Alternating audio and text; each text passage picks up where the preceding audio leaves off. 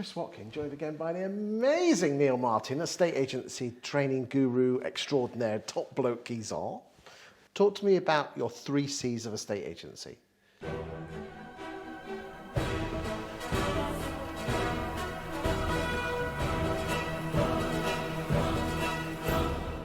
Okay, Chris, well, I'll go slightly further with this and say it's 3 C's of leadership.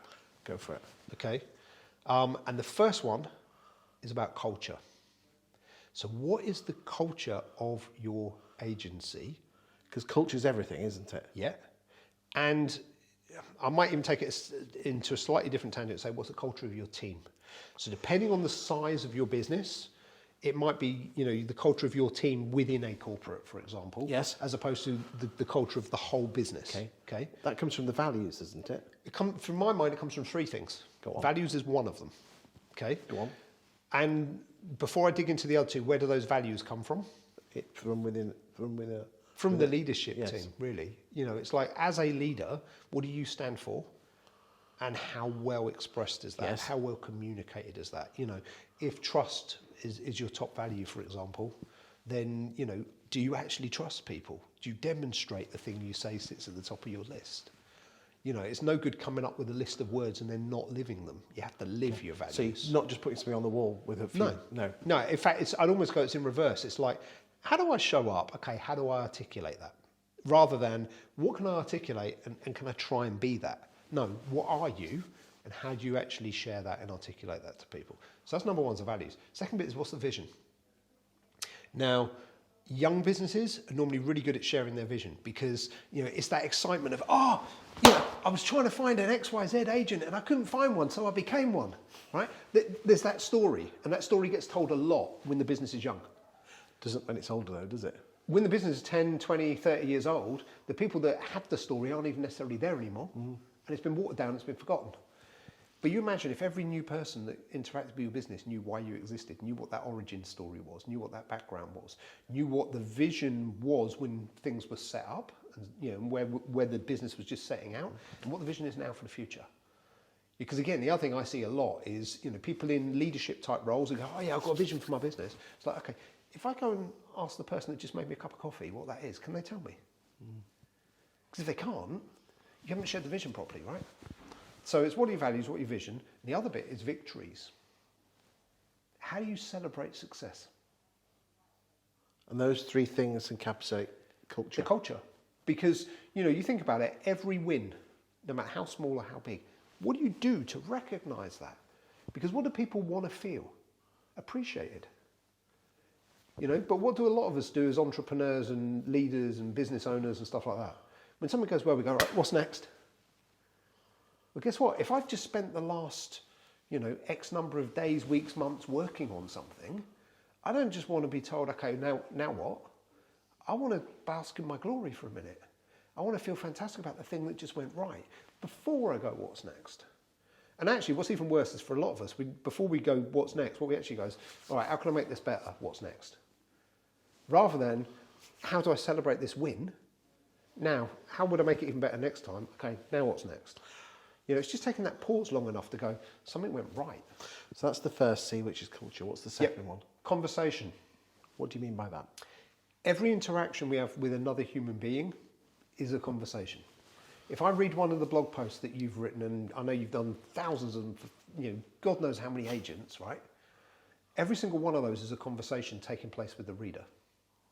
Every social media post is a conversation. Every video is a conversation. Every one-to-one chat is a conversation. Every presentation to a group of people is a conversation.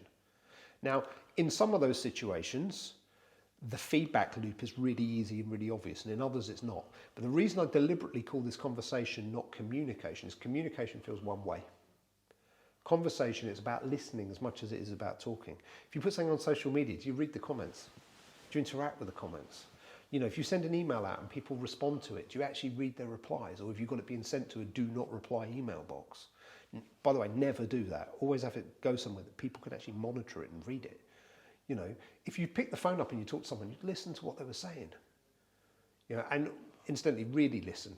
Don't listen with the, when are they going to stop so I know when I can talk next, but listen so you're actually paying attention to the words that are coming from their mouth, because it may well be what you want to say next is going to change anyway.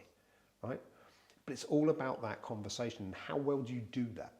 Because one conversation can change everything. If you don't believe me, there are conversations with only 3 or 4 words in them that have changed my entire life. You know, words, you know, conversations like, Neil, I'm pregnant.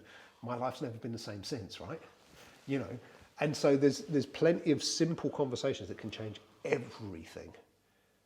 But we have to pay attention for them, and we have to get good at having conversations, which means getting good at listening and also getting good at responding to things in a way that they fit with the conversation that's taking place. And we, again, like I've mentioned before, we help that other person feel like they're being understood in this situation. What's the third C? Consistency. It's no good doing it once. How many people do you know that have gone, you know, I want to lose weight, I'm going to start a diet. You know, they have a salad on a Monday. And then they go to the gym on a Monday evening. And then they reward themselves with a Chinese and a bottle of wine. And then they wake up Tuesday and go, there's no point doing this. I had a Chinese and a bottle of wine last night. But hey, I went to the gym yesterday, so that's good. No, if you want to have that kind of result, you have to, you know, if you want to have results and change, you have to do things on a consistent basis. Marketing, same thing. You know, content, same thing. It's no good going, I'm going to create like a, you know, a Hollywood style, you know, promotional video every quarter and then I'm going to put it on Facebook once. No. You're better off picking up your phone and creating a crappy video for 45 seconds every single day. You know, or, you know, taking a picture of something and typing a few words around it. But it's consistency. It's that consistent effort. You know, if you had a salesperson in your business whose responsibility is to pick the phone up, you don't expect them to only pick the phone up for 1 hour on a Monday. You know, their job's to pick the phone up.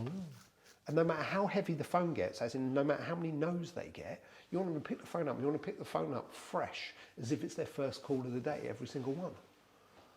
Now, some of that stuff's not so easy to do. It can get tiring. It can get, you know, it can become hard work. I've done a lot of sales stuff on the phone, and I can tell you there are days where you get, I really don't want to make the next call.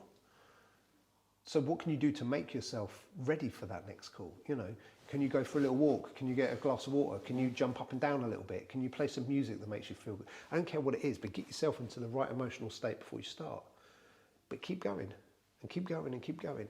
And, you know, I'm going to use weight loss as an analogy for a minute.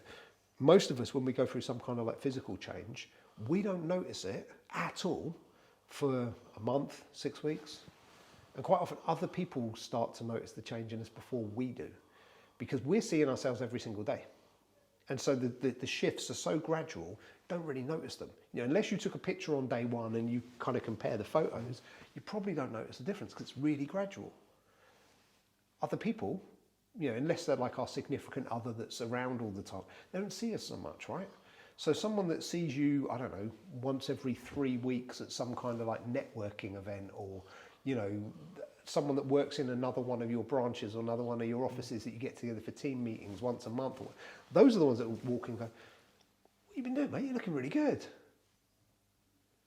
The results sometimes take time to pay off. That's the point I'm making. And it's not that they're not paying off, it's just they're so small, you can't tell. You know, but when you look back in 3 months, 6 months, 12 months, when you're looking at your P&L in, you know, a year's time, 18 months' time, 2 years' time, and you go, oh yeah, this thing's happened here. This has gone, you know. And sometimes it's like that hockey stick thing too, isn't it? It goes along, nothing's happening, and then it leaps. And it's not that we did one thing that made, because it can feel like we did one thing that made it leap. It's not always that it's the one thing we did that made it leap. So we've been doing that thing consistently and it suddenly hit. You know, I listened to, a slight random one here, but I listened on Audible to Andrew Ridgeley from Wham's autobiography recently. And their first Top of the Pops appearance, they actually weren't in the top 40, which was ridiculously rare for that to have happened. But they were local to the recording studio and one of the bands dropped out. And they'd been on some other thing doing a promo, and, you know, they'd been seen by one of the producers. Like, they're at like number 42 or 43 or something. They'll fill the slot. Well, like the week after, they were number 3.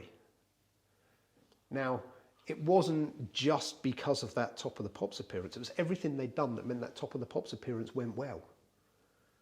If they'd waited around and gone, yeah, we're not going to do any kind of public performances until we get top of the pops, they never would have got it. No. You know, when I spoke at one of Jamie Oliver's events, lots of people went, how did that happen, Neil? I got spotted speaking at an event for 25 people by someone that was doing the booking for Jamie Oliver's event. So I was delivering this was doing like a lot of health stuff. I was doing a small juicing workshop in a supermarket's like training room function suite thing to about 25, 30 people. One of the people in the audience was booking speakers for Jamie Oliver's big festival, which is like a music and food festival, and I got approached. If I hadn't done the thing for 25 people, I'd have never got the big festival. And that's the thing with all of this. It's like the little consistent actions, they pay off. Not always in the way we expect, not always in the timescale we'd hope, but they pay off. If we don't do them, we never get the result. Thank you for your time today, Neil. No, thank you. And just very quickly, I know you're consistent with these videos, and you know, if there was an audience here, I'd get them to give you a round of applause because you do this stuff. I believe in it. I practice what I preach. But anyway, let's not talk about me. Thank you for your time. Cheers, Chris. Cheers.